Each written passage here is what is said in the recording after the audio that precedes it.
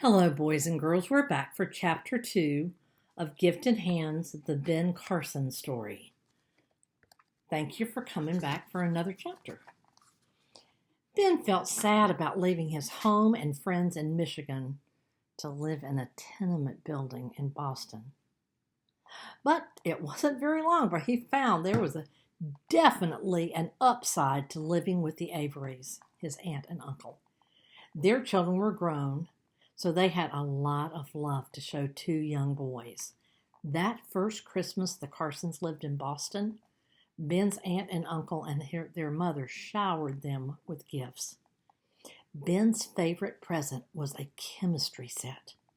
He spent hours in his room reading the instruction, mixing chemicals, and watching them react. One of his experiments left the apartment smelling like rotten eggs. Ugh! Ben thought it was hilarious. Not everything about the move was positive, however.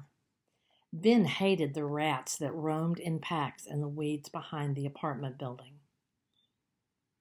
Big rats. Ugly rodents that were nearly as big as cats. And lots of them. The horrid creatures usually stayed away from the building, but in the cold weather, the rats sometimes took refuge in the basement. Once a snake slithered into the basement. Someone killed it, but afterwards all the neighborhood kids told stories about snakes eating children.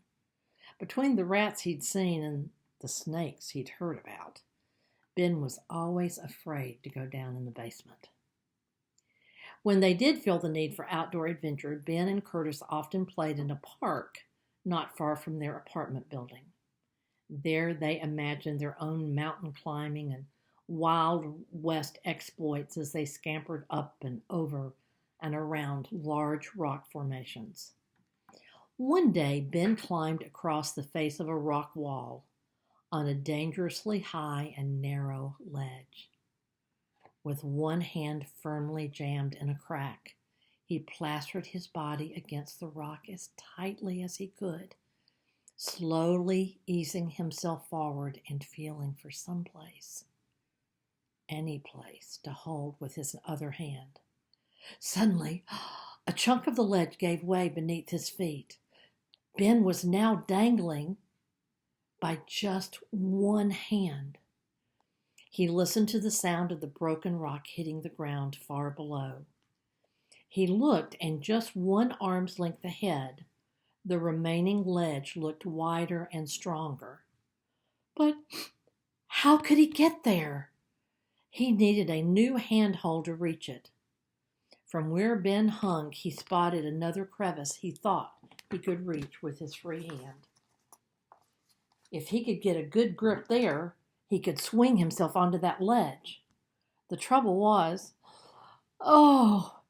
he could see a thick spider web stretching across the opening.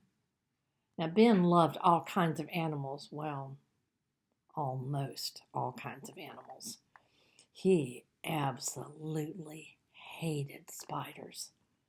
They terrified him. And he had seen some humongous wolf spiders with webs just like this one in the rocks of that park.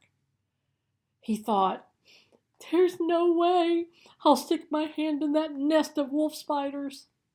But then he looked down. He was a long way up, and the ground below was rocky. He did not want to think about how badly he would be hurt if he fell from this height. He was terrified of spiders, but right then he was more afraid of falling. I need that handhold in the crevice, Ben told himself. So he stretched. He put his hand right through that spider's web into that opening in the rock. He got a solid grip, swung his feet onto the ledge, and quickly scampered safely off that rock wall. Ben learned an important lesson. Sometimes to survive, you need to face your fears and overcome them. The added sense of danger Ben experienced living in Boston wasn't merely the result of a young boy's fertile imagination.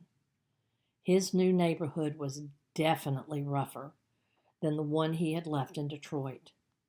He often encountered homeless drunks sleeping on the sidewalk outside his apartment building. All hours of the day, police cars raced through the streets, their sirens blasting and their lights flashing.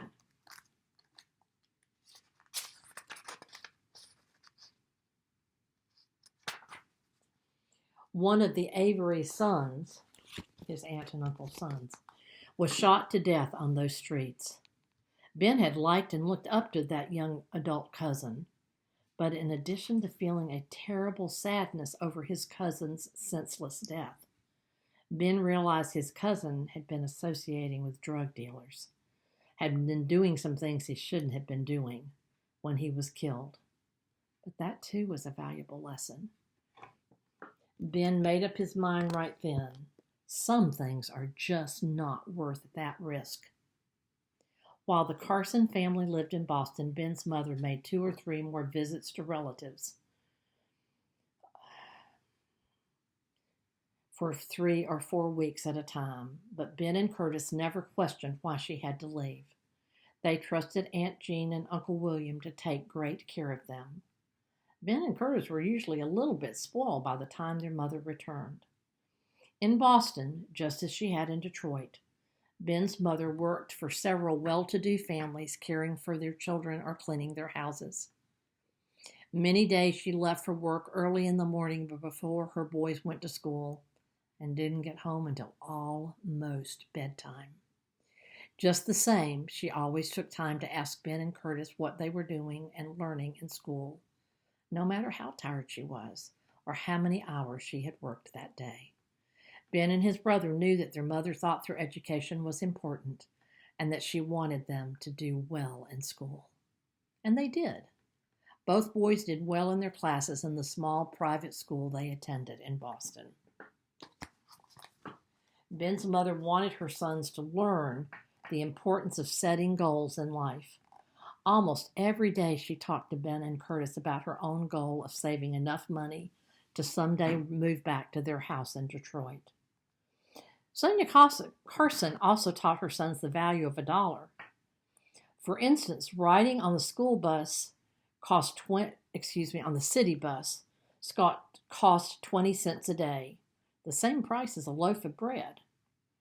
So Ben and Carson rode their bikes to school, and the money they saved was used to buy groceries for their family. Ben's mother liked to say, "A penny saved is a penny earned."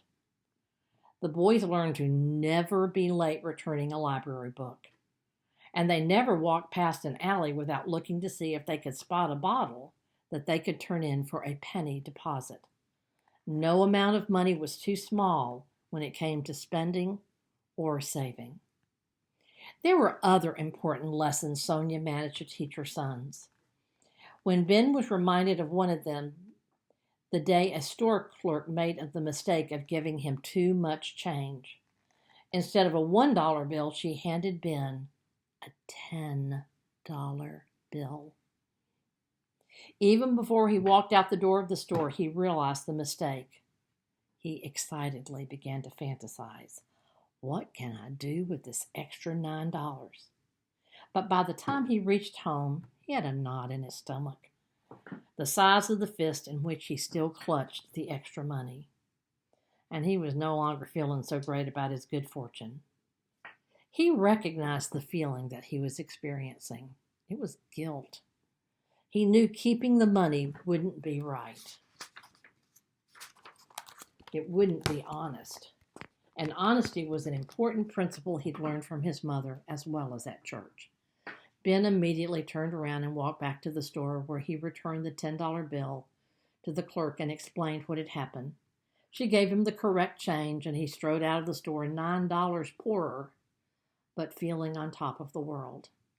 Recalling the incident years later, Ben would say, "That experience reinforced for me an even more important truth than the value of honesty. It reminded me that there is such a thing as right and wrong. And when you do what is right, based on the principles you believe in, the satisfaction that results is better than having money. During the 2 years in Boston, the Carson family saved enough pennies and nickels and dimes to move back to Michigan. They still couldn't afford to live in the little house on Deacon Street, but they were closer, and the boys were glad to be near their old friends. However, a few weeks after they returned to school in Detroit, both Ben and Curtis realized they had a serious problem. In Boston, they had been among the better students in their classes, but in Detroit, they were behind their classmates. Ben understood so little of what his class was studying that he began to fear his dreams of becoming a missionary doctor were drifting out of reach. He also began to believe what the other kids were saying about him. And that's the end of chapter 2. And chapter 3 will be up before long.